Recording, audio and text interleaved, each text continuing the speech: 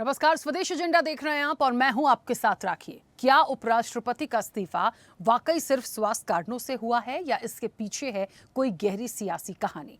सोमवार की शाम जब उपराष्ट्रपति जगदीप धनखड़ ने अपना इस्तीफा राष्ट्रपति को सौंपा तो देश की राजनीति में हलचल मच गई।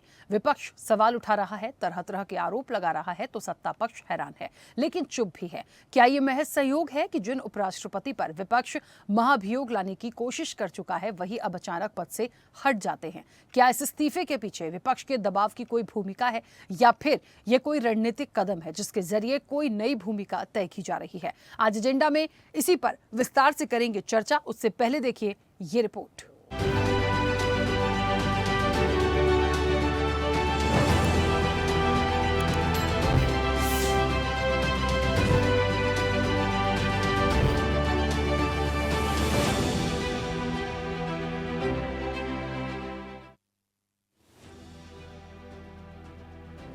जगदीप धनखड़ जी अब पूर्व उपराष्ट्रपति हो चुके हैं। उन्होंने सोमवार को दिन भर संसद के उच्च सदन राज्यसभा में सभापति के तौर पर कार्य किया, लेकिन शाम को अचानक अपने पद से इस्तीफा दे दिया। राष्ट्रपति ने उनका इस्तीफा मंजूर कर लिया है। भारत के राजनीतिक इतिहास में अचानक हुए इस इस्तीफे ने सत्ता पक्ष और विपक्ष के बीच जुबानी जंग छेड़ दी है। विपक्ष का सवाल यह है कि आखिर ऐसा क्या हुआ कि उपराष्ट्रपति जी ने अचानक अपने पद से इस्तीफा दे दिया।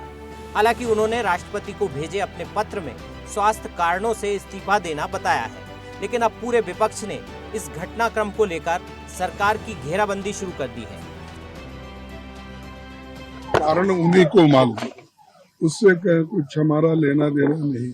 सरकार जाने और उन्हों जाने, तो इसमें हमारा कोई कहने का मकसद ही नहीं है, क्योंकि ये उनकी इच्छा है और गवर्नमेंट की इच्छा है कि उनको स्वीकार करना नहीं करना, वो सब उनकी बात है, हमारा कोई इससे वास्ता नहीं। अरे भाजपा कभी भी ठीक से किया, स्वास्थ्य का खराब हो सकता तो एम्स जैसे बहुत ही बढ़िया हॉस्पिटल है, इसका इलाज हम करवा देंगे। और ऐसी कौन सी बड़ी स्वास्थ्य की मुद्दा है उपराष्ट्रपति का?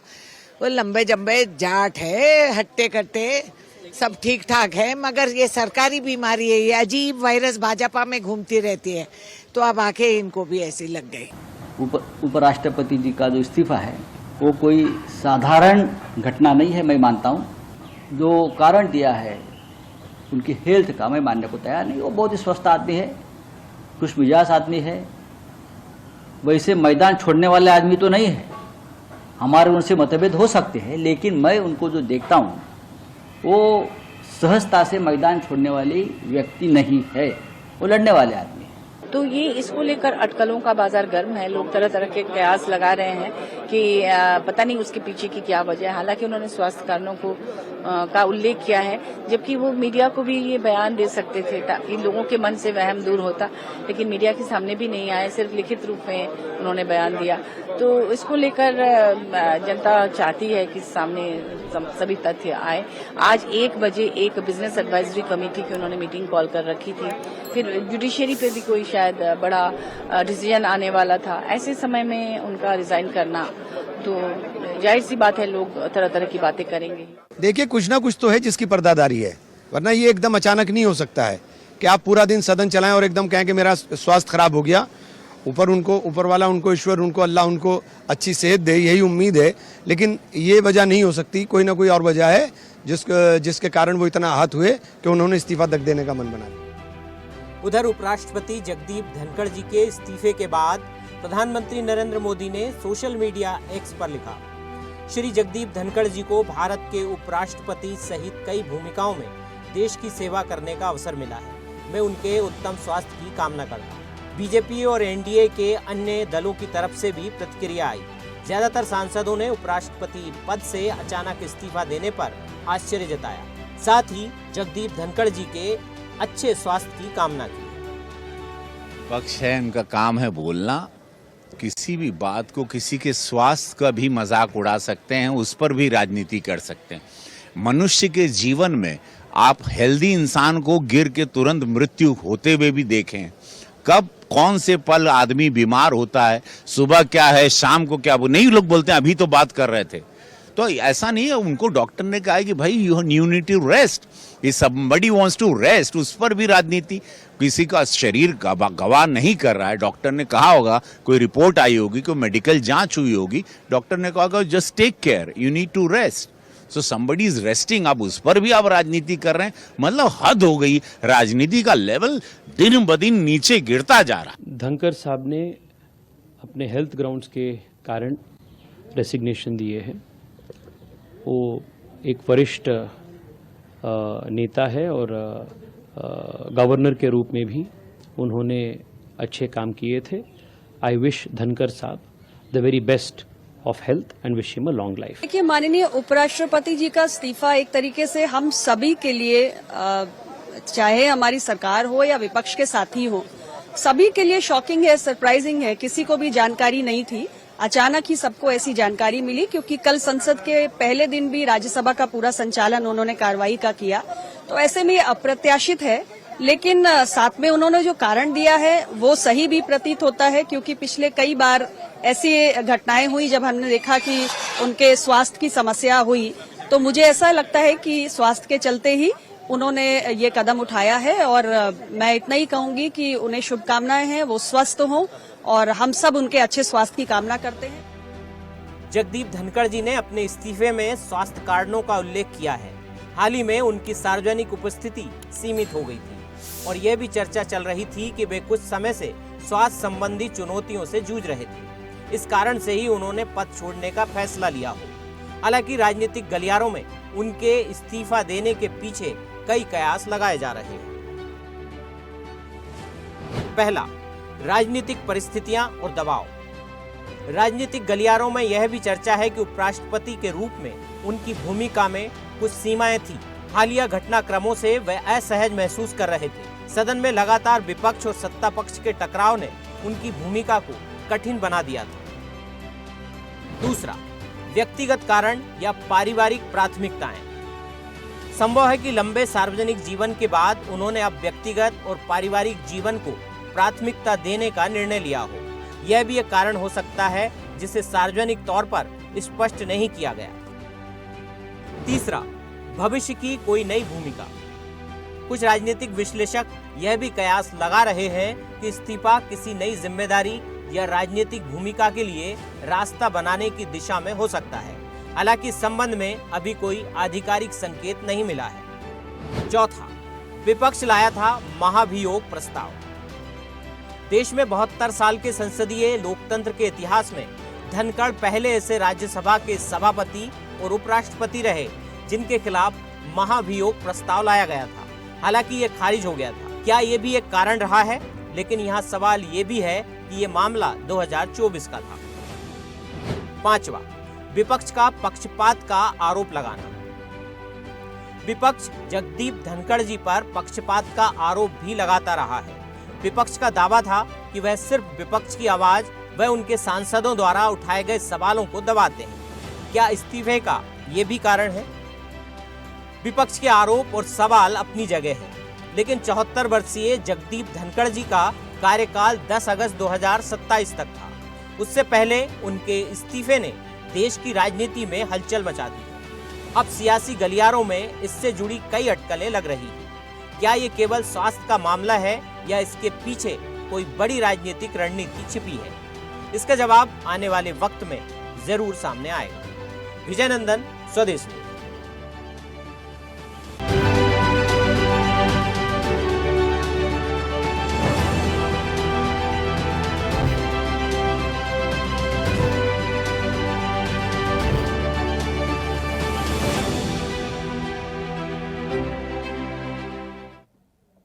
चलिए, तो जगदीप धनखड़ जी अब पूर्व उपराष्ट्रपति हो गए हैं, लेकिन वाकई में चौंकाने वाली बात तो है जिस तरीके से सदन की पूरी कार्रवाई में शामिल थे और दिन भर पूरी अच्छी कार्रवाई कराने के बाद, सारी चीज़ें होने के बाद एकदम से उनका इस्तीफा होना सवाल तो खड़े करता है कि आखिरकार क्या हुआ है। और जो कुछ भी हुआ है वो सामने आने की ज़रूरत भी है, क्योंकि एकदम से इस्तीफा होना, 2027 तक उनका पूरा कार्यकाल भी बचा था, यानी सीधे सीधे 2 साल बचे थे। तो ऐसा क्या हो गया, क्या कोई प्रेशर था? अच्छा, एक चीज़ और भी देखनी पड़ेगी, पहले भी कई बार ऐसे बयान भी वो दे चुके हैं, कई बार बेबाकी से बोल देते हैं, बहुत सारे मुद्दों पर अपनी बात रखी है। क्या उसकी कोई एक वानगी आई है? यदि आई भी है तो वो मामले तो पुराने थे, अभी इस वक्त पे ये चीजें क्यों हुई, अपने आप में एक बड़ा सवाल है। सीधे चर्चा पर चलते हैं, हमारे साथ मेहमान जुड़े हैं। सबसे पहले आपका परिचय करा दें। भारतीय जनता पार्टी का पक्ष रखेंगे अमित तिवारी। अमित जी, बहुत स्वागत चर्चा में जुड़ने के लिए। कांग्रेस का पक्ष रखेंगे डॉक्टर शिवानंद हुल्लियारकर। शिवानंद जी, आपका भी बहुत स्वागत है। संविधान मामलों के जानकार हैं निशांत राणा। निशांत जी, आपका भी बहुत स्वागत है। वरिष्ठ पत्रकार हैं डॉक्टर इंदुकांत दीक्षित। इंदुकांत दीक्षित जी, आपका भी बहुत स्वागत है। और राजनीतिक विश्लेषक हैं जकिया खान। जकिया जी, आपका भी बहुत स्वागत है। चर्चा की शुरुआत मैं सबसे पहले अमित जी आपसे करूंगी। मेरी आवाज पहुंच रही है? जी राखी जी, आ रही है, बुलंद। अमित जी, एक ही सवाल है आज तो मेरे पास, सबसे पहला और महत्वपूर्ण। आखिरकार ये इस्तीफा क्यों हुआ? कुछ इफ एंड बट, आगे पीछे कुछ नहीं जोड़ रही, ये इस्तीफा क्यों हुआ? क्या कुछ पता चल पाया? नहीं राखी जी, सर्वप्रथम तो धन्यवाद मुझे बुलाने के लिए और समय देने के लिए। देखिए, इसमें कुछ ना छिपा हुआ है, ना कुछ इसमें छिपाने की कोशिश हो रही है, और ना ही इसमें कोई और किसी और तरीके का कयास लगाने का प्रयास करना चाहिए हम सबको, क्योंकि जगदीप धनखड़ जी उपराष्ट्रपति हैं, सर्वोच्च पद है वो, और वो अपने आप में इतने सक्षम हैं कि उनका जो आप कार्यकाल देखेंगी तो वो अपने आप में इतने सक्षम हैं कि किसी भी तरीके की चुनौतियों को वो सामना कर सकते हैं और करते आए भी हैं। इतना लंबा जो उनका कार्यकाल रहा है राजनीतिक जीवन में, हम सबने देखा है। और उन्होंने जो पत्र जो साझा किया है ट्विटर पे, हम सबने उसको देखा है।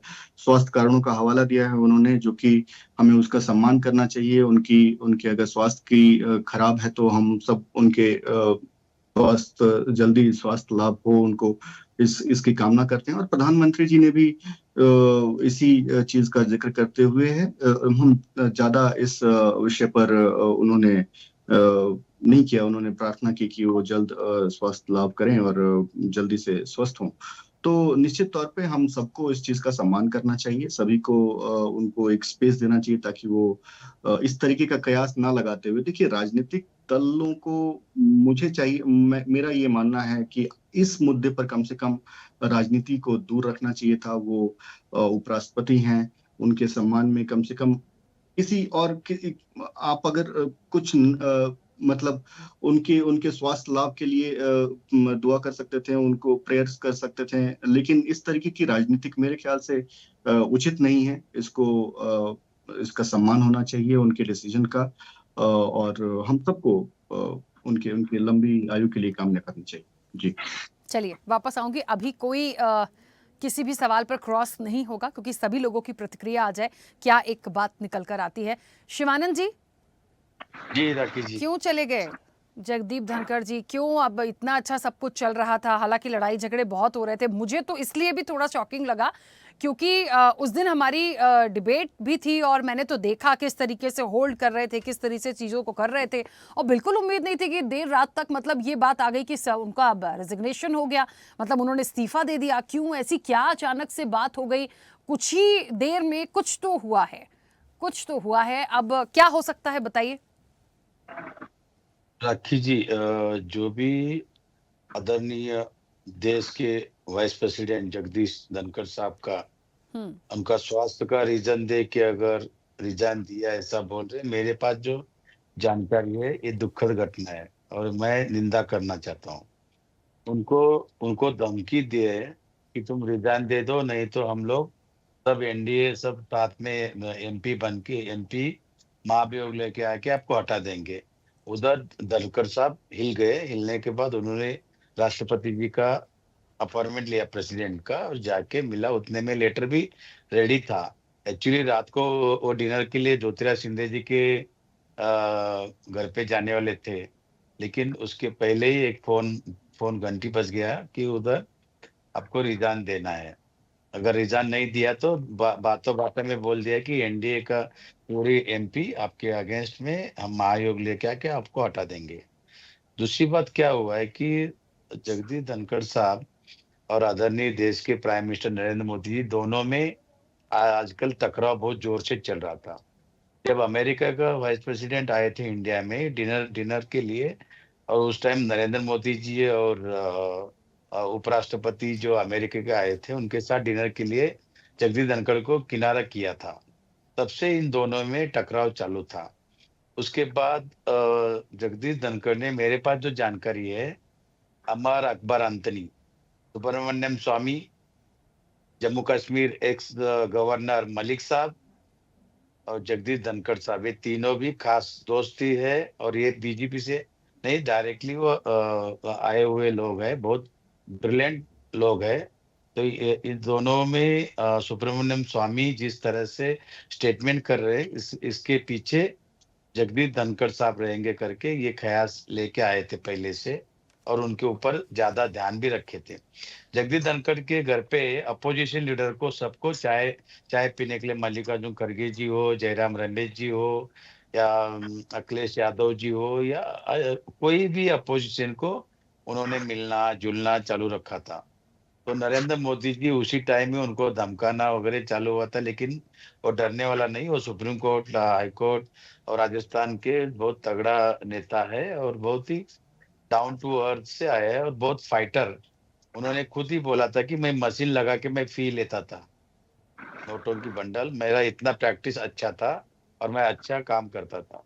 लेकिन जिस तरह से नरेंद्र मोदी जी और अमित शाह जी, जेपी नड्डा जी, राहु केतु शनि तीनों मिलके उनके ऊपर दबाव लाके उनका रिजाइन लिया, ये ठीक नहीं है।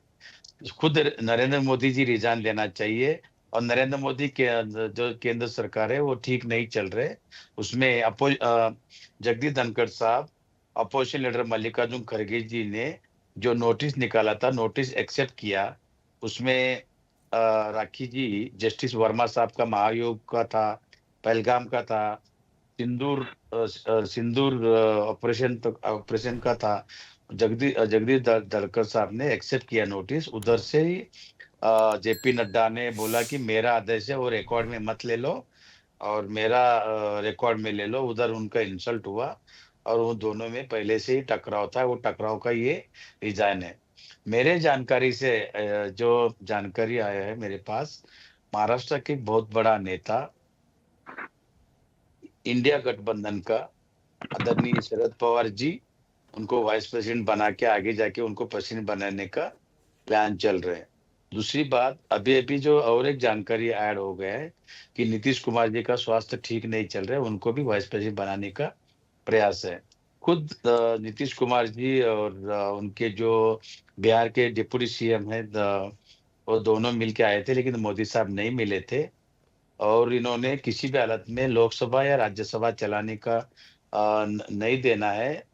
और सिंदूर ऑपरेशन के ऊपर, पहलगाम के ऊपर या SIR के ऊपर कुछ भी डिस्कस नहीं करना है करके नरेंद्र मोदी जी बोल के गए थे। ओम बिरला भी वहां से भाग गया है। ये कौन सा संविधान है? लोकतंत्र का हत्या हो रहा है राखी जी। इस तरह से अगर देखिए, इसके पहले भी दो उपराष्ट्रपति रिजाइन दिया था, एक वी गिरी साहब और R वेंकट रमन। ये दोनों भी किसी प्रेशर से नहीं, उनको दोनों को प्रेसिडेंट बनना था इसलिए रिजाइन दिया था। दोनों प्रेसिडेंट आगे जाके बने। लेकिन ये सुवर्ण अक्षर में लिखने जाएगा कि बीजेपी RSS जो 40 पार्टी लेके नरेंद्र मोदी जी हमारे पंतप्रधान धमकाने के बाद उन्होंने रिजाइन दिया। ये हकीकत सच्चाई है। सुब्रमण्यम स्वामी और जगदीश चाकड़ जी और मलिक साहब, ये तीनों मिलके मोदी साहब का सरकार में कुछ ठीक नहीं चल रहे। अभी आने वाले दिन, ये तो टेलर है, पिक्चर अभी बाकी है। अमित शाह जी रिजाइन देना तय है। पहलगाम के मुद्दे के ऊपर 26 माता भगिनी को सिंदूर के ऊपर राजनीति करना ये ठीक नहीं है। मैं इसका घोर निंदा करता हूं। मैं हाथ जोड़ के रिक्वेस्ट करता हूं आदरणीय देश के पंतप्रधान नरेंद्र मोदी जी, जगदीश धनखड़ जी को स्वास्थ्य और उनको जीने दीजिए। उनको ठीक से इस तरह से डराना धमकाना आपको चेहरे को शोभा नहीं देता है। मैं इसका घोर निंदा करता हूँ राखी जी। ठीक है, वापस आऊंगी। निशान जी, मेरी आवाज पहुंच रही है? जी बिल्कुल। निशान जी, देखिए, पक्ष और विपक्ष अपनी बात रखेंगे, लेकिन क्योंकि आप संविधान मामलों के जानकार हैं, अभी एक बात कांग्रेस ने भी कही कि कहीं ना कहीं संविधान के खिलाफ हो जाती हैं चीज़ें, जो प्रोटोकॉल नहीं है ऐसा होता है, और धमका दिया है इसलिए चीज़ें हो गई हैं। देखिए, इंटरनल क्या हुआ है ये तो हमें नहीं पता। पब्लिक डोमेन में जो स्वास्थ्य के इश्यूज बताए गए हैं हम उसको मानते हैं, लेकिन हम ये भी मान सकते हैं कि कुछ तो हुआ है। तो क्या मतलब यदि ऐसी कोई चीज़ भी हुई है तो क्या धनखड़ जी बोल नहीं सकते थे, बात नहीं रख सकते हैं, या वाकई एक ऐसी साजिश हो जाती कि वो उनको जाना ही पड़ता? कोई तो ऐसी लाइन होगी भाई, कोई किसी को धमकाने की कोशिश भी कर रहा है लेकिन उनका कार्यकाल बचा हुआ है, तो क्या ऐसा हो जाएगा? बहुत सारी चीजें हैं इसके पीछे, कैसे मानते हैं? जी देखिए, मेरा मानना तो ये है, I am here not a political person to involve into such deep things. एक तरफ से तो जो हमारे बीजेपी के स्पोक्स पर्सन भाई साहब हैं वो कह रहे हैं कि ऐसा कुछ नहीं है, it's just a normal health issue. वो 74 इयर्स के हो गए हैं, वो बीमार हो गए हैं, सडन उनको लगा कि नहीं, शायद कुछ बहुत बड़ी जिम्मेदारी उन पे है, क्या वो आगे कंटिन्यू नहीं कर पाएंगे, इसलिए उन्होंने रिजिग्नेशन दिया। दूसरी तरफ हमारे शिवानंद जी भी अच्छे सीनियर लीडर हैं, उन्होंने भी जो भी खुलासे करे वो बहुत बड़े खुलासे हैं, हल्के नहीं है कि ऐसा हुआ वो हुआ। देखिए, मेन क्या है कि पार्लियामेंट चलनी चाहिए। यहाँ लीगल सवाल ये है, पार्लियामेंट चलनी चाहिए, राज्यसभा चलनी चाहिए, लोकसभा ड्यूली फंक्शन करनी चाहिए हमारे हाउस पे, क्योंकि जो ये हमारे सेशंस हैं ये बड़े इंपॉर्टेंट हैं, क्योंकि during these sessions, parliamentary sessions ही नए बिल्स पास किए जाते हैं, नए लॉ बनते हैं, और जो कि लोगों के लिए बेनिफिशियरी होते हैं। अब सबसे बड़ा सवाल ये है कि क्या राज्यसभा रुक जाएगी इनके इस्तीफे के बाद? नहीं, नो डाउट ये चेयरमैन थे, अब इनके प्रेजेंस में जो राज्यसभा चलेगी वो डिप्टी चेयरमैन जी चलाएंगे, तो फंक्शनिंग पे यहाँ कोई असर नहीं है। सबसे पहली बात है, as per the constitution Rajya Sabha चल रही थी, वो ड्यूली चलेगी। एंड रेस्ट, आपने जैसे अभी एक मुझसे सवाल करा कि वो क्या वो बोल नहीं सकते थे, अगर देखिए ये वाइस प्रेसिडेंट जी का अपना पर्सनल इशू है, जहां तक मैं भी उन्हें जानता हूँ। he was a designated senior advocate, he is a designated senior advocate and a very bold advocate and a senior member, earlier 3-time member parliament, so he's a very bold personality। मुझे नहीं लगता कि शायद वो उन पे कोई दबाव होगा या कोई प्रेशर होगा। बाकी रेस्ट ये उनका एक पर्सनल डिसीजन है या पार्टी डिसीजन है, वो तो अभी धीरे धीरे ही पता चलेगा कि इसके पीछे बात क्या है। बट रेस्ट फंक्शनिंग पे कोई असर नहीं आ रहा है अभी तक। बिल्कुल ठीक है, चलिए वापस आऊंगी। इंदुकांत जी सुन पा रहे हैं? जी रखी जी, सर आज तो नमस्ते सर, आज तो मेरे पास एक ही सवाल है, एक ही लाइन का सिंगल सवाल है, और मैं चाह रही हूँ सब लोगों की बात आए। बहुत सारे खुलासे आज मुझे ऐसा लगा कि सत्ता पक्ष ने तो एक लाइन में बहुत सारी चीजों को क्लियर कर दिया, लेकिन विपक्ष ने बहुत सारी बातें कही हैं। तो विपक्ष को देखिए कितना पता है, या तो हो सकता है इस इस्तीफे के बाद पता करने की कोशिश की गई है, यहाँ से निकालो वहां से निकालो, हुआ क्या है देखना है, समझना है। विपक्ष ने पूरी जिम्मेदारी निभाई है। शिवानंद जी, मानना पड़ेगा विपक्ष को कि मतलब बाकी तो ठीक है जो मुद्दे हैं, लेकिन इस मामले में भी पूरी डिटेल कि कहां से क्या आ सकता है। देखिए कितना सच है कितना झूठ है ये एक बात की बात है, लेकिन जितनी चीजें आई हैं उस पर चर्चा तो हो रही है और चर्चा बनती भी है। इंदुकांत जी, क्या एक वजह मानते हैं, और कितना सदन के अंदर, क्योंकि अभी पूरी काफी लंबा ये सत्र चलना है, किस तरह से इसको देखते हैं? जी राखी जी नमस्कार, हमारे जितने को पैनलिस्ट उनको भी नमस्कार। देखिए सबसे बड़ी बात है, एक गाने की बड़ी प्रसिद्ध लाइन है, तुम इतना जो मुस्कुरा रहे हो क्या गम है जिसको छिपा रहे हो। ये पूरी तरह से बिल्कुल सूट करता है इस में सिचुएशन में धनखड़ जी पे। कल जिस तरह से वो बात कर रहे थे, जिस तरह से वो सदन को चला रहे थे, मुस्कुरा रहे थे, कमेंट्स भी कर रहे थे, और सदन के शाम जब अंतिम बार हुआ स्थगित, तब तक भी ऐसी कोई खबर नहीं थी। फिर रात को 9:20 पर ऐसी बात आई। तो अगर कोई गम है तो फिर वो इतना मुस्कुरा रहे हैं और छिपा रहे हैं, तो ये लाइन उन पर सूट करता है। लेकिन मैं ये मानता हूँ राखी जी कि हम लोग इतनी चर्चा कर रहे हैं, लेकिन जो इसमें है, जो मतलब हार्सेस माउथ से चीजें आनी चाहिए, जैसा निशांत जी ने बिल्कुल ठीक कहा, स्वभावतः धनखड़ जी ऐसे व्यक्तित्व हैं जो किसी चीज को कभी छिपाते नहीं है और इसी बेबाकी के लिए जाने जाते हैं। और जो विपक्ष आज इतने मोटे मोटे आंसू उनके लिए दुख ये होकर के बहा रहा है, उसी विपक्ष ने उन पे कितने लांछन लगाए। और स्वतंत्र भारत के इतिहास में पहले उपराष्ट्रपति थे जिनके खिलाफ महाभियोग प्रस्ताव लाया गया। और उस महाभियोग प्रस्ताव को लाते समय, लाने के पहले और लाने के बाद किस किस तरह की चर्चा की गई, उनकी एक्टिंग कैसे उतारी गई सदन के बाहर, उस परिसर के अंदर, ये तो किसी से छपा नहीं, सब पब्लिक डोमेन में, गूगल करके यूट्यूब पे जाके देख सकते हैं। तो शिवानंद जी अगर वो देखेंगे तो उनको पता चलेगा कि उस समय कैसे आंसू बहा रहे थे लोग और अब भी आंसू बहा रहे हैं। दोनों आंसू बहाने की परिस्थितियां सिर्फ बदल गई हैं। तो वो वाकई धनखड़ जी के लिए दुखी हैं या अपना कोई अपनी उसमें दाल गलाने के लिए दुखी हैं या बिटवीन दी लाइंस कुछ पाने के लिए दुखी हैं। अब जैसे शिवानंद जी की बात हम एक उदाहरण लेते हैं उनके वक्तव्य का जो आपके सामने उन्होंने दिया। उन्होंने कहा बड़ी साजिश है। अब आप देखिए कि कहाँ महाराष्ट्र और कहाँ बिहार, दोनों खबरें उनको पुख्ता मिली हैं। जैसा आपने कहा कि उन्होंने इतना रिसर्च किया है कि नीतीश को भी बनाया जाना तय है और शरद पवार को भी बैठाया जाना तय है। अब ये दोनों उनके सोर्स इतने तगड़े हैं कि दोनों महाराष्ट्र का भी नेता बन जाएगा और नीतीश भी बन जाएंगे। लेकिन इस सोर्स में कहाँ पे कॉन्फ्लुएंस है, कहाँ संगम है, वो कोई बॉटम लाइन नहीं बताया उन्होंने। लेकिन मैं आपको बताऊं कि इसमें दो बड़ी चीजें नजर आती हैं। एक तो ये सवाल जाहिर तौर पे सबके मन में उठेगा कि अगर ये स्वाभाविक बात थी तो ये सदन के पहले दिन शाम को आने के पहले, सदन प्रारंभ होने के एक दिन पहले भी आ सकता था या सदन के बाद भी आ सकता था। इसीलिए सवालिया निशान लगते हैं। इसलिए मैंने कहा कि क्या गम है जिसको छिपा रहे हो।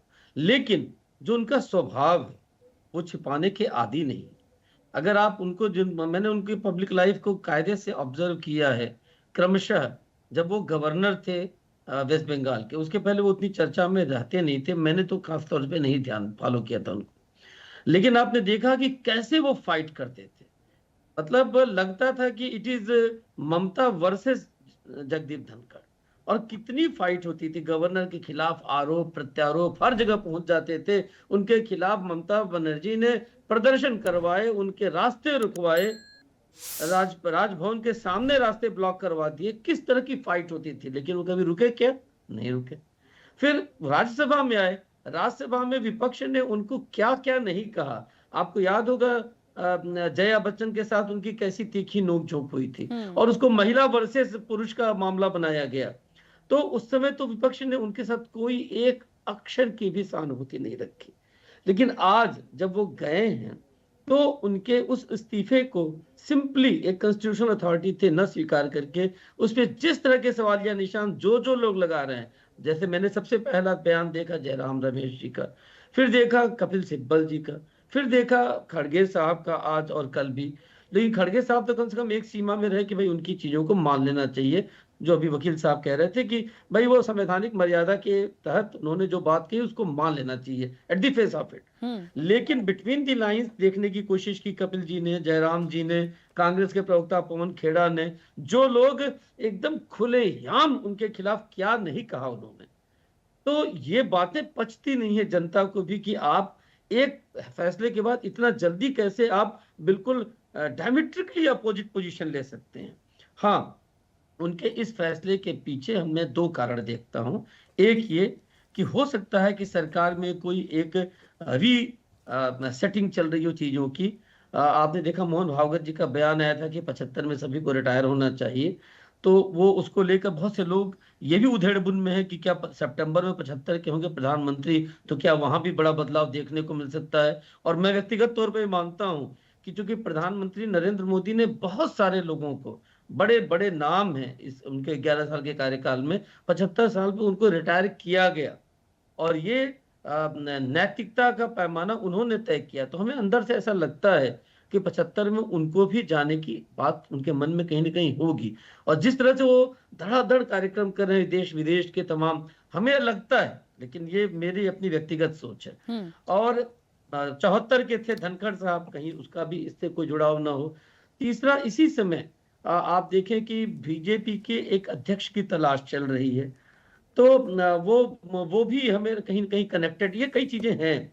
अब अगर सरकार से उनका कोई मतभेद था, तब तो ये सब चीजें निर्मूल हैं। लेकिन अगर सामंजस्य के साथ चीजें हुई हैं, तो बिटवीन द लाइंस बहुत कुछ रीड किया जा सकता है।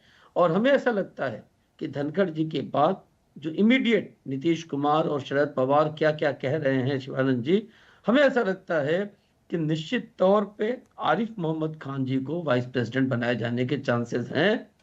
और उनके चांसेस तो प्रेसिडेंट बनाए जाने के थे, मेरे उनसे बहुत व्यक्तिगत भी रिश्ते रहे हैं, तो प्रेसिडेंट के लिए उनका लगभग तैयारी था। लेकिन उस समय जो देश का माहौल था, आदिवासी और इसका विरोध, विपक्ष तमाम मुद्दे उठा रहा था, उस मौके पर सरकार ने द्रौपदी मुर्मू जी को फैसला किया राष्ट्रपति बनाने का, जिसकी चर्चा 3-4 महीने पहले तक कहीं थी नहीं, अंदर खाने में भी। तो एक मौका रह गया था आरिफ साहब के लिए। हमें लगता है उनके जैसा योग्य व्यक्ति, उनके जैसा जानकार व्यक्ति, ये नीतीश और शरद पवार की बातें अफवाह हैं। हमें लगता है कि आरिफ साहब को इस बार उपराष्ट्रपति बनाया जाएगा। जी ठीक है। ज़किया जी, मुझे सुन पा रही हैं? बिल्कुल आवाज आ ज़किया जी, मैं थोड़ा सा इंदुकान जी ने जो शुरुआत की थी उसी को क्वेश्चन को आगे इसलिए बढ़ाऊंगी क्योंकि सवाल ये है, आपका क्या मत है? जगदीप धनखड़ जी क्यों इतना मुस्कुरा रहे हैं और क्या गम है जिसे छुपा रहे हैं? क्या है उसके पीछे, क्या मानती हैं? देखिए, अगर पूरी तरह से एनालाइजिंग स्टार्ट की जाए, आप देखिए बहुत सारे हैं जो सच्चाई को छुपाने के लिए कारगर भी रही और सच्चाई खुद से चिल्ला चिल्ला के आवाज दे रही है। वो दोनों ही चीज यहाँ पे पैरेलली चल रहा है। फॉर एग्जाम्पल देखिए, जब ये अनाउंस किया गया 2024 में, तो कोई भी एक्शन को वहां पे अगर लेना होता तो डेफिनेटली वो वहां पे ले चुके होते, लेकिन उन्होंने बहुत ही स्ट्रांगली पुट ऑन किया और कैरी ऑन किया। लेकिन ये भी बात डिक्लाइन नहीं की जा सकती कि 75 इयर्स का जो है, और खासतौर से आरएसएस की तरफ से जो मुहिम चलाई जा रही है कि नहीं 75 के बाद खासतौर से जो टारगेटेड हमारे पीएम साहब इसमें आने वाले हैं, तो उस चीज को करने के लिए ही इफ एंड बट तरीके से बहुत सारे चीजों को कुर्बानी देने की जरूरत है। और ये भी जुटलाया नहीं जा सकता कि आरिफ मोहम्मद जी सेकंड बहुत ही स्ट्रॉन्ग पोजीशन होल्डर हैं, जिनको वो बहुत पहले से एज ए प्रेसिडेंटशिप के लिए नामांकित किया गया था, सूची में रखा गया था, और बहुत सारे रीजंस की वजह से फिर वहां पे मुर्मू जी को अनाउंस किया गया। तो ये सारी चीज डिक्लाइनेबल नहीं है। साथ ही साथ नीतीश जी का बार बार अपने ही पार्टी और अपने इमेज को लेके, एक आइडियोलॉजी को लेके अपने प्रपोजल को हाईलाइट करने की कोशिश वो है, लेकिन कभी भी उनको सीरियस नोट पे उस तरह से नहीं लिया कि ये स्टेप उनके लिए इनिशिएट किया। डेफिनेट सी बात, हाँ, वो एक प्रपोज वहां पे लगा सकते हैं, क्योंकि अभी बिहार इलेक्शन बिल्कुल ही सामने है उनको, हैप्पियर और वहां के पब्लिक को। लेकिन साफ साफ ये भी बात है कि जो बिहार में इलेक्शन में अभी का सिचुएशन देखा जा रहा है, वहां पे इवन एनडीए में भी बीजेपी का जो है वो स्ट्रॉन्ग प्रपोज है इन कंपेरिजन टू जेडीयू। तो वहां पे ये इस तरह का खेल मुझे नहीं लगता कि इतना बड़ा रिस्क लेगा आरएसएस और ये सारी चीजें करेगा। डेफिनेटली वो बहुत ही स्ट्रैटेजिक तरीके से चल रहे हैं। और भी बहुत सारी चीज आती है, जैसे उनकी अपनी चीजों को देखिए, अगर हेल्थ को लेके, जैसे कि हेल्थ का अनाउंस किया गया है, अगर हेल्थ की नैरेटिव को अगर हम लोग देखें तो हेल्थ की नैरेटिव अगर बहुत ही सीरियस भी थी तो वो एक टाइम पीरियड के लिए ब्रेक ले सकते थे। जिस तरह से आज डिप्टी सीएम, डिप्टी प्रेसिडेंट उनका टेक ओवर करेंगे, उसी तरह से उस टाइम में भी उनके हेल्थ के ब्रेक के टाइम में उस तरह से कैरी ऑन हो सकता था, लेकिन रेजिग्नेशन देने की जरूरत नहीं थी। तो रेजिग्नेशन देना कहीं ना कहीं ये स्पष्ट करता है कि बात सीरियसनेस की तरफ है, ना कि उनके हेल्थ की तरफ है। ये तो बिल्कुल ही क्लियर है और शॉर्टकट है, क्लियर कट है। ठीक है, तो ये चीज को हम लोग नजर में रखते हुए अगर स्टडी एनालाइज करने की कोशिश करते हैं तो डेफिनेट सा जो ऑप्शंस आता है वो एक 75 इयर्स वाला आरिफ मोहम्मद जी को back into the role, because again it is Bihar election और आरिफ जी ऑलरेडी बिहार इलेक्शन को पूरी तरह से मॉनिटर कर रहे हैं। तो ये दोनों ही चीज वहां पे बेनिफिटिंग जा रही है, तो बहुत ज्यादा क्लियर चांसेस है कि ये इसके तरफ जा रहा है। और साथ ही साथ एक अपने बीच में डेफिनेट सा बात है, इंटरनल पॉलिटिक्स बहुत ही स्ट्रेंज रूप ले लेती है। आपको कभी पता नहीं होता कि कौन किधर है और किस पाले में जा रहा है। एक अपोजिशन के तरफ से दिनकर जी को एक नैरेटिव देना कि हम आपको प्रपोज कर सकते हैं और या कुछ ऐसा कर सकते हैं, ये भी एक रीजन जो अगर बीजेपी के कान तक डेफिनेटली वो भी बैठे नहीं बैठे हैं, वो सारे कर रहे हैं, बहुत ही नियर मॉनिटरिंग होती है अपने सारे मेंबर्स की, तो ये सारी बातें भी इनकार नहीं की जा सकती है। प्लस इंटरनली पीएम का और बाकी लोगों का दिनकर जी के साथ जो रिलेशन अभी क्रिएट हुआ है इन दिस टर्म, ये भी एक बहुत बड़ा रीजन रहेगा और रहा होगा इस सारे नैरेटिव को सामने आने के लिए। बिल्कुल ठीक है अमित जी।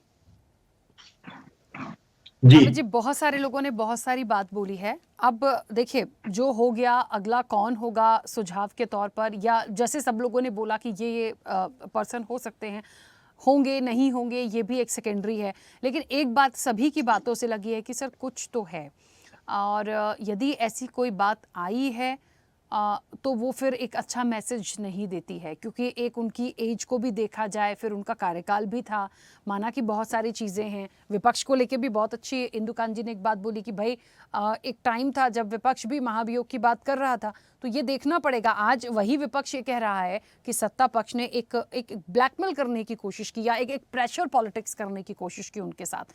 लेकिन मेरा सवाल जस का तस है, एक बात और आई थी, क्योंकि निशांत जी ने कहा वो इतने अच्छे लॉयर और इतना अच्छा काम किया है कि वो किसी का प्रेशर भी नहीं झेल सकते। तो चीज़ें तो सर बहुत सारी हैं, लेकिन अब नहीं हो पा रहा कि आखिर क्या। लेकिन हाँ, उसको मिस तो सब करेंगे, क्योंकि एकदम से चीज़ें हुई हैं, एकदम से चीज़ें हुई हैं। जैसे कि शिवानंद जी कह रहे थे अमित शाह जी को इस्तीफा दे देना चाहिए पहलगाम को लेकर। एक एग्जाम्पल दे रही हूँ। अब मान लीजिए ऐसा हो जाए तो ये बहुत बड़ा शॉकिंग मोमेंट होगा, समझ ही नहीं आएगा कि हुआ क्या। तो उस तरह से इस चीज़ को लिया जा रहा है। राखी जी, शिवानंद जी ने जो कुछ भी कहा, मुझे तो लगा कि उनके सोच बहुत ही तगड़े हैं। वो अपना टैलेंट राजनीति में मेरे ख्याल से वो वेस्ट कर रहे हैं। उनको किसी ऐसे जगह पे होना चाहिए जहाँ के लिए वो देश के लिए योगदान दे सके। तो ये मेरा सुझाव है उनके लिए। या नहीं तो अगर वो ऐसा नहीं करना चाहते तो मुझे लगता है सिर्फ ये उनकी मनोहर कहानियां ही हो सकती है और कुछ नहीं। बहुत सारे उनके सोर्सेज ने उनको बहुत कुछ बताया, लेकिन उनको ये नहीं बताया उनके सोर्सेज ने कि 9 मार्च इसी साल 9 मार्च को वो रात को 2 बजे एम्स में एडमिट हुए थे। अचानक से उनकी तबीयत खराब हो गई। अरे मोदी साहब भी एडमिट होते हैं बार बार। चुप रहिए भाई, आपको किसी ने डिस्टर्ब किया क्या? आपको किसी ने आप बता रहे हैं क्या? कि आपको किसी ने डिस्टर्ब किया क्या? धमकाया, आप लोगों ने धमकाया, लोकतंत्र का हत्या कर रहे हैं। नहीं आप नहीं अपने नहीं, समय पे बात कीजिए। लोकतंत्र का हत्या कर रहे हैं आप लोग। शिवानंद जी एक सेकंड कंप्लीट कर लें दीजिए, एक सेकंड जी। तो उनके सोर्सेज को बताना चाहिए था उन्हें कि 9 मार्च इसी साल 2025 में रात को 2 बजे उन्हें हॉस्पिटल में एडमिट किया गया था। 3 दिन वो वहाँ एडमिट थे और 12 तारीख को वो डिस्चार्ज हुए। तो निश्चित तौर पे कुछ स्वास्थ्य के कारण तो रहे ही होंगे। दूसरी बात, ये वही विपक्ष है राखी जी जिन्होंने, आपको याद होगा टीएमसी के कल्याण बनर्जी, इनके एनडीए अलायंस के नेता हैं टीएमसी में, उन्होंने किस तरीके से मिमिक्री की थी उनकी, और राहुल गांधी जो इनके नेता हैं उन्होंने किस तरीके से उसका पूरा वीडियो बनाया था और उस वीडियो को वायरल किया था। दूसरी बात, 2024 में नो कॉन्फिडेंस मोशन, आपने जैसे चर्चा में ही निकल कर आया कि no confidence motion Congress party और इंडिया अलायंस ही लेकर आई थी। तो निश्चित तौर पे इन सभी चीजों को, और आज अचानक इतना अगर ख्याल आता है तो मेरे ख्याल से उनके स्वास्थ्य के लिए उनको प्रार्थना करनी चाहिए। इतने आकलन लगा के इस चीजों को, हर चीज में आपको there is no space for grey. कभी कभी ब्लैक एंड व्हाइट में भी चीजें आती हैं और उसी तरीके से आपको लेना भी चाहिए।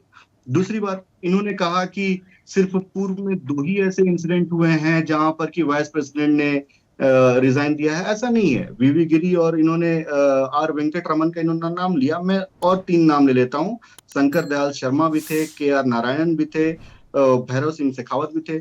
इन लोगों ने भी रिजिग्नेशन दिया था, अलग अलग कारणों से दिया था। किसी ने प्रेसिडेंटशिप लड़ने के लिए दिया था, किसी ने कुछ के लिए दिया था। लेकिन तो ऐसा नहीं है। जब जब आदमी जब व्यक्ति एक संवैधानिक पद पर होता है, उस संवैधानिक पद की गरिमा होती है, और उस गरिमा को हम सबको राजनीति में होते हुए, ठीक है, राजनीति करने के आपको अलग अलग समय मिलेंगे। आप तो चाहते ही हैं कि अमित शाह जी, मोदी जी, बीजेपी की सरकार गिर जाए, फिर ये अपनी सरकार बनाए, ये सब चलता रहता है। लेकिन कुछ संवेदनशील विषय ऐसे होते हैं जहां पर कि हमको उस पद की गरिमा का सम्मान करना चाहिए। अगर वो भी नहीं कर सकते तो कम से कम आप एक राजनीतिक दल हैं, आपको उस राजनीति का सम्मान करना चाहिए, अपने आप का सम्मान करना चाहिए। और उस चीज को उस चीज के सम्मान में मेरे ख्याल से इतना ज्यादा इस चीज को पॉलिटिसाइज नहीं करना चाहिए। चलिए हाँ, अगर अमित जी, आप मैं पता है आपको, अभी अभी मेरे जहन में एक सवाल ये आ गया। अच्छा हुआ उन्होंने रेजिग्नेशन इस बार ऐसे करके नहीं दे दिया कि due to some personal reason, ये तो और ही पता नहीं क्या ही हो जाता। मतलब इतनी बड़ी चर्चा हो जाती कि अब वो पर्सनल इश्यूज क्या थे, ओ गॉड, इसका मतलब सच में कुछ था। अभी तो हेल्थ इश्यूज बोले। अच्छा अमित जी, वैसे मैं क्रॉस नहीं करूंगी, लेकिन आपने कहा कि वो एडमिट थे, पर मार्च की बात है सर, अब तो 4 महीने ऑलमोस्ट होने को आ गए, और वो बहुत एक्टिव थे, काम कर रहे थे। हमने मंडे को पूरी कार्रवाई में उनको देखा भी। तो इसलिए ये चीज़ें आई कि एकदम से क्या हुआ, इसलिए ये चर्चा का विषय बना कि यदि वाकई कोई ऐसा प्रेशर हो सकता है तो वो प्रेशर लेने वालों में से थे भी नहीं। तो चीज़ें थोड़ी सी हैं। क्या इसके पीछे हो सकता है कि बिहार इलेक्शन है, जैसे ज़किया जी भी कह रही थी, बहुत लोगों ने ये बात रखी, क्या एक लाइन वो हो सकती है? तो बस इसलिए हम बात कर रहे हैं। हम पूरी तरीके से बीजेपी या किसी पर थोप नहीं रहे हैं इस चीज़ को कि आप लोगों ने ऐसा किया। ये तो शिवानंद जी लाए कहीं से निकाल के, और अभी संविधान की किताब भी दिखा रहे थे, वो संविधान की बुक दिखा रहे थे, मतलब उनको लग रहा है कि कुछ हो गया ऐसा। राखी जी, उस संविधान की बुक में से अगर मैं एक लाइन पूछ लूंगा कि ये किस पेज पे लिखा हुआ है, तो शायद शिवानंद जी बता ना पाए। वो सिर्फ दिखाने के लिए रखते हैं। वो कोर्ट में आ जाइए, दिखाएंगे। राहुल गांधी 20 जी जुलाई ही को एक संविधान अमित जी, बांट रहे थे सबको, जिसके पन्ने कोरे थे। तो इनके अरे भाई, वो तुम्हारा इनका आपके संविधान माइंड क्या में है आपकी वो हमें दिमागी सबको कोरा पता है। है। और वैसे भी ये बीजेपी इंदिरा गांधी का आरएसएस आपका संविधान है, दिमागी ये कोरा देश पर है। थोपने का काम ये ना करें। मस्जिद ये के इंदिरा नीचे गांधी का शिवलिंग ढूंढते संविधान हो। देश पर थोपने का काम ना करें। वक्फ बोर्ड की इसी का जमीन अंबानी को, अदानी अच्छा को देते हो। शिवानंद जी, मुझे ये बताइए कि धनखड़ जी को हटाकर क्या कुछ ऐसी सेटिंग हुई है कि इसी व्यक्ति को यहाँ बिठाना है, ऐसा कुछ है क्या? मतलब आप बता सकते होंगे, इसलिए मैं पूछ रही हूँ, क्योंकि बहुत सारी इंफॉर्मेशन आपके पास थी। देखिए, ऐसा कुछ भी नहीं था। उन्होंने अपोजिशन का जो वर्मा साहब, जस्टिस वर्मा जी के महाविभोग लेके आने के लिए राहुल गांधी जी, प्रियंका गांधी जी, मल्लिकार्जुन खड़गे जी, अखिलेश यादव जी, निप्पल यादव जी, इंडिया गठबंधन का 150 मेंबर ऑफ पार्लियामेंट लोगों का सिग्नेचर था। वो लेटर एक्सेप्ट किया। ये झूठ है क्या? पूछिए बीजेपी प्रवक्ता को, झूठ है। अच्छा, दूसरी बात, रात को ज्योतिराज सिंधिया जी के घर पे डिनर के लिए जाना था, ये झूठ है। अच्छा, 23 को राजस्थान जाके बिजनेस मीटिंग अरेंज किए थे, झूठ है। उसके बाद 10 दिन का उनका प्रोग्राम फिक्स है। राखी जी, ये मेरे दिमाग नहीं है। राष्ट्रपति सिर्फ बीजेपी का कठपुतली नहीं है, 140 करोड़ जनते का है। मेरा भी उपराष्ट्रपति है। क्या बात कर रहे हैं? नरेंद्र मोदी जी मेरे भी प्राइम मिनिस्टर है। लेकिन बीजेपी के जिस तरह से आप लोग धमका के, डरा के लोगों को मस्जिद के नीचे मंदिर ढूंढते हो, जो मंदिर है वो सुरक्षित नहीं है। क्या बोल रहे हैं? राम के नाम पे चंदा इकट्ठा किया, बीफ के नाम पे चंदा लेते हो, शर्म आना चाहिए। क्या बात कर रहे हैं? आज भी आता अंबानी का जो एंटीलिना पैलेस है, वक्फ बोर्ड के जमीन पे है, मोदी साहब के घर है, अमित शाह जी के घर गिराइए। ये सब बोल बच्चन मीडिया में चलता है भाई साहब, बहुत दिन नहीं चलेगा। भगवान एक दिन इंदुलाल सर और राणा सर, लॉयर सर ने, मैं बहुत नम्रता से रिस्पेक्ट करता हूं, हमेशा सच्चाई आना चाहिए किसी को। देखो, नरेंद्र मोदी जी उपराष्ट्रपति के नीचे है, वो किस तरह से धमकाया, क्या क्या किया। मैं भी, मेरे मामा जी होम मिनिस्टर थे शिवराज बल चाकोरकर, मेरे पासपोर्ट पे 4 जनपद है, लेकिन कभी भी मिसयूज नहीं किया। मेरे सामने बड़े बड़े उद्योग धंधे व्यापारी लोग आते, कभी नहीं मिला। तो शिवानंद जी, यदि बहुत नीचे पोस्ट पर हैं तो वो धमका कैसे सकते हैं? अभी तो मुझे ये भी समझ में नहीं आ रहा भाई। किसी भी उपराष्ट्रपति को, अब तो खैर पूर्व हो चुके हैं, कैसे धमका देंगे मोदी जी? राखी जी 1 मिनट बोलने दीजिए। चलो, गुड क्वेश्चन। इनके ही पार्टी के सुब्रमण्यम स्वामी, नरेंद्र मोदी जी आदरणीय, मेरे भी प्राइम मिनिस्टर, इनका भी प्राइम मिनिस्टर है, सुब्रमण्यम स्वामी को पार्टी का हटाइए। करना के बारे में डेली बात करें, मुंह चुप कीजिए ना। पूरा देश का नाम खराब हो रहा है, उस बारे में जांच नहीं है क्या? मलिक साहब क्या झूठ बोला है? हाँ, आप लोग सैनिक के नाम पे राजनीति, सोफिया कुरैशी मेरी बहन, हाँ, सौमिका सिंह जैसा फातिमा शेख और सावित्रीबाई फुले ऐसे ऐसे जाके पाकिस्तान में घुस के रात को 1:10 में पाकिस्तान घुस के आया। आपको विजय शाह उसका रिजाइन लेने का, मोदी साहब और अमित शाह जी आ रहे थे, 40 पार्टी एनडीए चलते, रिजाइन लिया क्या राखी जी? ठीक है, अभी धनखड़ जी के रेजिग्नेशन पे आइए, उन लोगों को उनके रेजिग्नेशन बाद में देखेंगे सर। अभी तो धनखड़ जी पे आइए जो सबसे इम्पोर्टेंट।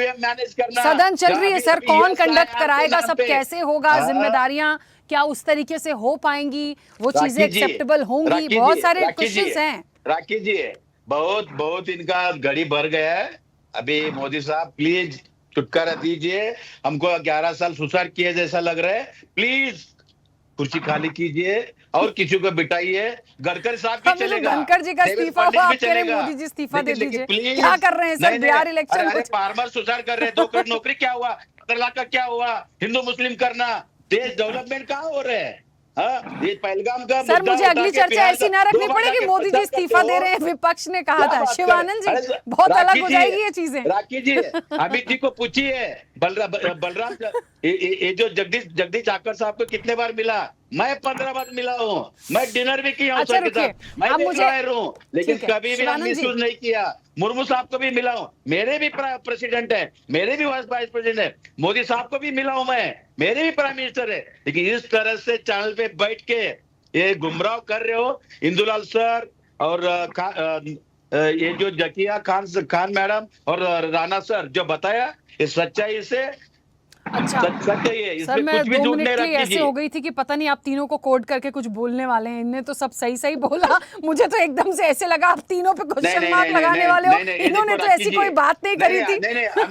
चलिए, समय हो रहा है, 1 सेकंड शिवानंद जी, 1 सेकंड। अरे मुझे संवैधानिक रूप से पूछ तो लेने दीजिए, क्या हो सकता है? बना देंगे, राज्यसभा पे भेजेंगे, मैं उनका टाइम व्यर्थ ना हो। हम जरूर राज्यसभा पे हम दोनों मिलेंगे राज्यसभा पे। मेरा नाम कर्नाटक से ऑलरेडी राखी जी आ गया, गुड न्यूज बताता हूँ। अरे वाह सर, बधाई हो सर, बधाई हो। हम चर्चा में बैठेंगे उस दिन भी, है ना? ठीक है, चलिए अब मुझे निशान जी, राखी जी आपके मीडिया के माध्यम से गोर गरीब दलित पिछड़ों के ऊपर अन्याय होता है। एक सेकंड अमित जी, शिवानंद जी 1 सेकंड, क्योंकि समय की सीमा में चाहती हूँ सब लोग जल्दी से अपनी बात रख ले। अब हाँ अमित जी, चलिए बोल लीजिए, जल्दी बोलिएगा प्लीज। 10 सेकंड। देखिए, इन्होंने, अब मैं बोलना नहीं चाह रहा था, लेकिन अभी इन्होंने कहा कि कर्नाटक में उनको राज्यसभा भेजने की बात हो रही है, मेरी शुभकामनाएं हैं। लेकिन उसी कर्नाटक में कांग्रेस आने के बाद 1200 किसानों ने आत्महत्या किया, उसके बारे में क्या कहना चाहते हैं? क्या एक बार भी आज यहाँ पर ये छाती पीट राज्यसभा में जाने के बाद बात करेंगे इस पे सर। संवेदना है। अरे शिवराज सिंह चौहान आपकी क्या मुख्यमंत्री करके आप ऐसी बातें करते हैं कि मुझे प्लीज, आप राज्यसभा जा रहे हैं, आपको तो मना कर देना चाहिए था, आपको तो मना कर देना चाहिए था। किसानों की बात कर रहे हैं, आप छाती पीट रहे हैं, किसानों की 1200 किसानों के लाश पर चढ़कर आप राज्यसभा जाएंगे। चलिए वो बात की बात होगी। अभी फिलहाल हम जिस टॉपिक पे हैं उस पे बात करेंगे। अमित जी, शिवानंद जी, प्लीज, गलत बात है सर, नहीं, समय देने का मतलब ये नहीं होता कि इस तरीके से चीजें होंगी। प्लीज रुकिए, रुक जाइए, म्यूट करवा दूंगी सर मैं, प्लीज, अच्छा नहीं लगता। आप राज्यसभा जा रहे हैं और यहाँ पर आप जेब में डालते हो, शर्म आना चाहिए। ऑडियो बंद करिए, ऑडियो बंद करिए, समय की सीमा है, बहुत इंपॉर्टेंट क्वेश्चन है, वो रह जाएंगे। शिवानंद जी प्लीज सर, बस निशांत जी, संवैधानिक रूप से यदि देखा जाए बहुत सारी बातें हो रही हैं, किसका रेजिग्नेशन हुआ, किसका हो सकता है, किसका मांगा जा रहा है, या उनका कार्यकाल भी बचा था, क्या ऐसी भी कोई चीज़ हो सकती है? भाई उनके हक के लिए भी तो लोग खड़े हो सकते हैं ना, कि नहीं, इनको नहीं जाना चाहिए। क्या संवैधानिक रूप से कोई चीज़ें हैं जो यहाँ पर चीज़ों को रोक सकती? हालांकि एक्सेप्ट हो गया है, राष्ट्रपति ने इस्तीफे को एक्सेप्ट कर लिया है, कोई चीज़ें बचती नहीं है, लेकिन क्या हम उस प्रोटोकॉल के तहत इन चीज़ों में देख सकते हैं कोई चेंजेस? जी, अभी तक तो जी एज पर द कॉन्स्टिट्यूशन इसमें कोई भी चेंज नहीं है। उन्होंने अपना रेजिग्नेशन दिया है और जो कि उनका रेजिग्नेशन ड्यूली एक्सेप्ट भी हुआ है। अब तो what we can do, we can just wait and watch for the next vice presidential elections. That's all. ठीक है, अच्छा, एक चीज और पूछूंगी। अभी शिवानंद जी कह रहे थे मोदी जी अपना रेजिग्नेशन दे दे। सर, आपको ये जो चीजें आती हैं, ये ऐसे इतना इजी वे में चीजें हो सकती हैं क्या? मतलब कोई प्राइम मिनिस्टर है, उनका अपना मतलब चीजें हैं, इलेक्शंस है, इतना लंबा ड्यूरेशन हो गया, किसी भी मिनिस्टर के लिए, किसी भी चीज के लिए ये प्रोटोकॉल क्या कहता है? मैं तो इसलिए पूछ रही हूँ कि ये बहुत इंपॉर्टेंट बात है। कभी भी कोई भी उठा के बोल देता है इस्तीफा दे देंगे, कल को राष्ट्रपति को कह देंगे मुर्मू जी जाइए आप। मतलब मैं थोड़ा सा उस कंसर्न से ये बात कर रही हूँ। तो आज से नहीं, देखिए एक डेमोक्रेसी में ऑपोजिशन का भी एक एक्टिव रोल होता है, और वो एक्टिव रोल यही है, अगर कुछ भी हो तो ऑपोजिशन तो देखिए जाहिर सी बात है and a very natural thing, वो सबसे पहले कहेंगे कि भाई इनको इस्तीफा देना चाहिए, weather a person of any post, whether a PM or whether a CM, any person. So this is the first job of the opposition. कल को अगर कांग्रेस पावर में आती है तो बीजेपी भी यही कहेंगी कि पीएम जी को इस्तीफा देना चाहिए। अब मुझे याद है जब डॉक्टर मनमोहन सिंह साहब थे, कुछ भी होता था तो बस एक बात ये होती थी, पेट्रोल के रेट बढ़े, ओहो रेजिग्नेशन दीजिए। फाइनेंस मिनिस्टर प्रणब मुखर्जी जी को घेर लिया था 5 रुपए जब तेल बढ़ा था 2011 में कि रेजिग्नेशन दो। तो देखिए इट्स अ जॉब, डेमोक्रेसी में है, पॉलिटिकल पार्टीज हैं, और कल को सरकार चेंज होएगी तो ये भी इस्तीफा मांगेंगे और कांग्रेस भी अपने आप को डिफेंड करेंगी, नहीं हम ठीक है। तो it's just a part of constitution and the same way a country works and a country functions. ठीक है, चलिए, क्योंकि वी कैन डू, जो इनकी पोस्ट है, देखिए धनखड़ साहब एक पोस्ट पे थे, पोस्ट कहीं नहीं गई है, पोस्ट आज भी है, बस he is a very smiling face and it's a very sudden situation की वो सुबह काम कर रहे थे और शाम को इस्तीफा दिया, दैट्स ऑल। देखते हैं इनका फ्यूचर में धनखड़ साहब इस पे क्या कहते हैं, या I wish him all the very best. क्या पता कोई बड़ी अपॉर्चुनिटी या कोई बड़े पोस्ट उनके लिए वेट कर रहा हूँ। बिल्कुल, चलिए, क्योंकि समय की सीमा है, इंदुकांत जी बहुत जल्दी से आपकी संक्षिप्त प्रतिक्रिया, बहुत जल्दी से। एक छोटी सी बात जो मैंने पहली बार में वक्तव्य में बात कही, उसके सपोर्ट में देखिए शिवानंद जी के लिए खास तौर से देखिए, इनके इंडिया गठबंधन के एक बड़े सहयोगी उद्धव ठाकरे के शिवसेना की मुख्य प्रवक्ता प्रियंका चतुर्वेदी ने एक ट्वीट किया सवेरे सवेरे। उन्होंने क्या कहा, mister Dhankhar took both the government and the opposition to task in equal measure. उसके बाद उन्होंने क्या लिखा, फैक्ट चेक, इनकरेक्ट, रिमाइंडर, और फिर वो लिखती हैं opposition was forced to file a no confidence motion against the chair because of the partisan manner of conduct. Let's at least not forget that just because the moment has come as a surprise. ये एक बड़ा lesson है। आपके ही एक साथी ने आपको आईना दिखाया कि आप मौका देख करके सिर्फ कमेंट करने की कोशिश न करिए। तो हम ये मानते हैं कि जो अभी तिवारी अमित जी कह रहे थे कि हर चीज में बिटवीन द लाइंस ना देखें। एक सरप्राइज फैक्टर जिसको हमने भी रेज किया आपके डिबेट में, कि आखिर ये उसी दिन शाम को क्या हुआ जिस दिन वो बिल्कुल हंसते खेलते स्वस्थ सदन को चलाते। और ठीक कहा शिवानंद जी ने कि उनके आगे के 10 दिन के प्रोग्राम एज वाइस प्रेसिडेंट, 1 दिन के बाद का प्रोग्राम, 2 दिन के बाद का प्रोग्राम एज वाइस प्रेसिडेंट तय था। तो ये सिर्फ स्वास्थ्य कारण से इस्तीफा हुआ है, इसका तात्कालिक कोई कारण नजर नहीं आता है, इसलिए संशय बहुत स्वाभाविक है। बिल्कुल, ज़किया जी बहुत जल्दी से संक्षिप्त प्रतिक्रिया। देखिए, मैंने जैसे पहले भी कहा कि हेल्थ के इश्यूज पे एक सब्स्टिट्यूट खड़ा किया जा सकता था अगर उनको ऐसा लग रहा था कि मुझे एक ब्रेक चाहिए, लेकिन पूरी तरह से अपने कार्यकाल को छोड़ने के पीछे बहुत बड़ी रीजन है, और रीजंस उनकी एज भी हो सकती है, रीजन एक अलग मुद्दा भी हो सकता है जो आने वाले टाइम में कहीं ना कहीं हमारे सामने बिल्कुल आएगा। बिल्कुल, चलिए, क्योंकि समय भी हो गया, आप सभी मेहमानों का बहुत शुक्रिया चर्चा में जुड़ने के लिए। अब धनखड़ जी का जो रेजिग्नेशन हुआ वो किन कारणों से हुआ, जो पब्लिक डोमेन में है वो स्वास्थ्य के कारण है, लेकिन इसके पीछे की जो बात है जो सभी एक्सपर्ट ने कही, नहीं सिर्फ हेल्थ नहीं हो सकता, कुछ तो इसके पीछे है। क्या आने वाले समय में इसका खुलासा होगा, और अब उनकी जगह पे बड़ी जिम्मेदारी के रूप में कौन, ये भी चीज़ें देखने वाली होंगी, क्योंकि इलेक्शंस है और बहुत सारी चीज़ें इस चर्चा से जो निकल कर आई वो सवाल तो खड़े करती हैं। देखिए क्या अपडेट निकल कर आता है। चर्चा में इतना ही, बने रहिए स्वदेश न्यूज़ के साथ। सबसे पहले देश। ऐसे ही वीडियोस के लिए लाइक करें, शेयर करें, फॉलो करें, YouTube पर जाकर सब्सक्राइब कर बेल आइकन दबाना ना भूलें, और ताजा अपडेट्स के लिए swedeshlive.com पर जरूर जाएं।